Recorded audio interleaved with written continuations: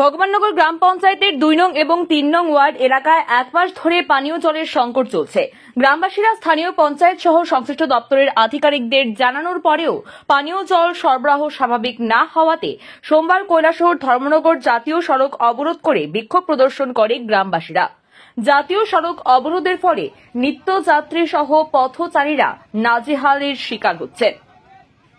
কৈলাসহরের ভগবাননগর গ্রাম পঞ্চায়েতের ২ নং এবং ৩ নং ওয়ার্ড এলাকায় বিগত এক মাস পূর্বে রাস্তার কাজ করানোর সময় জনৈক ঠিকাদার জল সরবরাহের পাইপ কেটে দেয়। এরপর থেকে বিগত এক মাস ধরে সংশ্লিষ্ট এলাকায় পানীয় জলের তীব্র হাহাকার শুরু হয়েছে।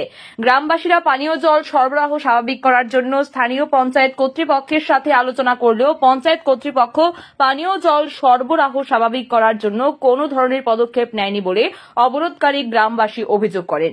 তাই গ্রামবাসীরা নিরুপায় হয়ে পানীয় জলের দাবিতে 10ই মার্চ সোমবার সকাল 9টা থেকে ভগবাননগর এলাকায় অবস্থিত ঊনকোটি জেলা হাসপাতাল সংলগ্ন কৈলাসহর ধর্মনগর জাতীয় সড়ক অবরোধ করে বিক্ষোভ প্রদর্শন করেছে।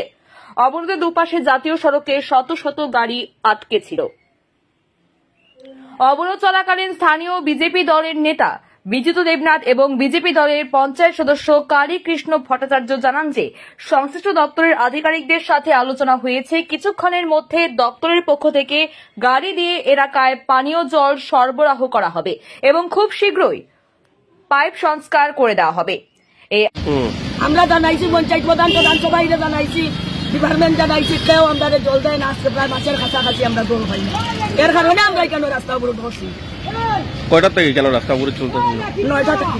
তখন আপনারা রাস্তা অবরোধ তো প্রত্যাহার করছেন, কি আশ্বাস পাইছেন? যে সভাপতি বিজিত দেবনাথ এবং সদস্য কালী কৃষ্ণ ভট্টাচার্য তারা বলছে এখন আমরা তো তারা আশ্বাসে আপনারা আজকাল রাস্তা অবরোধ করছেন, তো আপনারা তারা আশ্বাসে খুশি তো? যেন আমরা জানত অবস্থা তবু দেখি না মানুষের জবান কথা, বিপদ বললে নত হয় আর বিপদ উদ্ধার হইলে উঠে উঠে পারব না।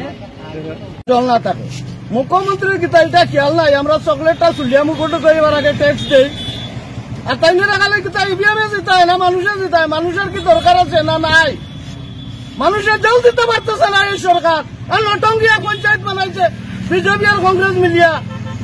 এরা তো শুধু খাবার পাওয়ার দান দেয়, মানুষের জল খাওয়াইতেছে এটা তারা মনে নাই। আমরা জলের লাগে যুদ্ধ করতেছি, আমরা আশেপাশে কোনো জায়গায় জল নাই। ওই তো 1 কিলোমিটার দূরে আমার বাড়ির থেকে জল আছে। তারা এইটা বারে বারে অনুরোধ করার পরে তারা আমরা জল দিতে বলতে পারতেছে না। নটঙ্গি পঞ্চায়েত বানাইছে, আমরা কি না করি? আমরা তাড়াতাড়ি জল দেওয়া হোক, নাইলে আরো বহুত বড় আন্দোলন লাগে আমরা তৈরি আছি।